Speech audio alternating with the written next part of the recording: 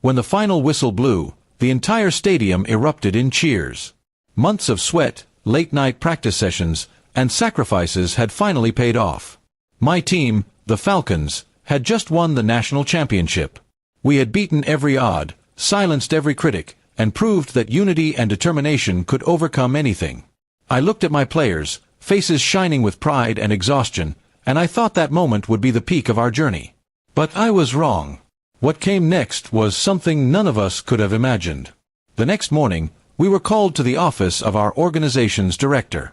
We walked in expecting celebration, maybe a speech, maybe a bonus, maybe even a small ceremony. Instead, the room felt cold. The director sat at his desk, eyes distant, hands folded. "Congratulations on the win," he said, his voice flat. "But I'm afraid there's a problem." The words hit harder than any defeat. He went on to explain that our methods were being questioned. Apparently, someone had reported that we'd violated procedure during the semifinals, something about an unauthorized strategy or disrespect toward management. It sounded absurd. We hadn't broken a single rule.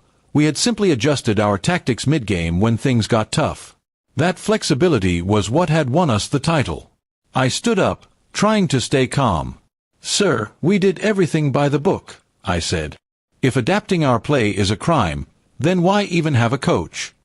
He didn't respond. Instead, he handed me a document. It stated that the team's reward money would be withheld pending an internal review, and that we were all suspended from upcoming events until further notice.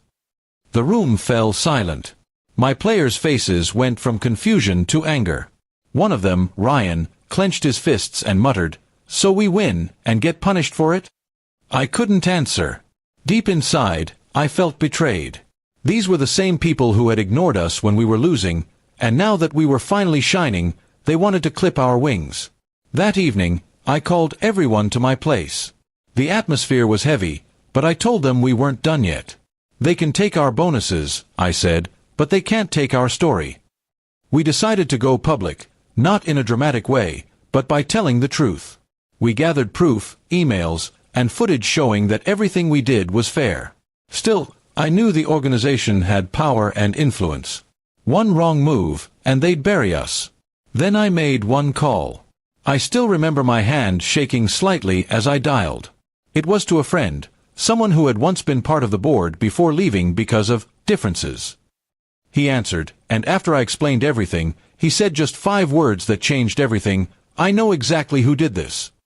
He told me there had been jealousy within the management. One senior official had bet against us and lost a significant amount of money.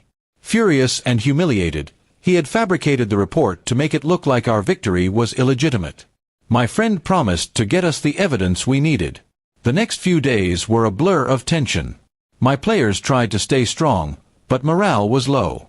Some doubted whether we'd ever play again. Then, one morning, I received an email from my friend. Attached were documents, internal messages, reports, and signatures, all proving that the complaint was a setup. My heart raced as I read through them. This was the proof that could end it all. I forwarded everything to the Sports Authority's Oversight Committee, and within a week, an investigation began. The truth spread fast. Reporters picked up the story, fans rallied behind us, and soon the organization had no choice but to face the public. The corrupt official tried to deny everything, but the evidence was undeniable. Finally, the suspension was lifted. We were called back to the same office, but this time, the tone was very different. The director apologized, stiffly but sincerely, and announced that our rewards would be restored with an additional bonus for the inconvenience.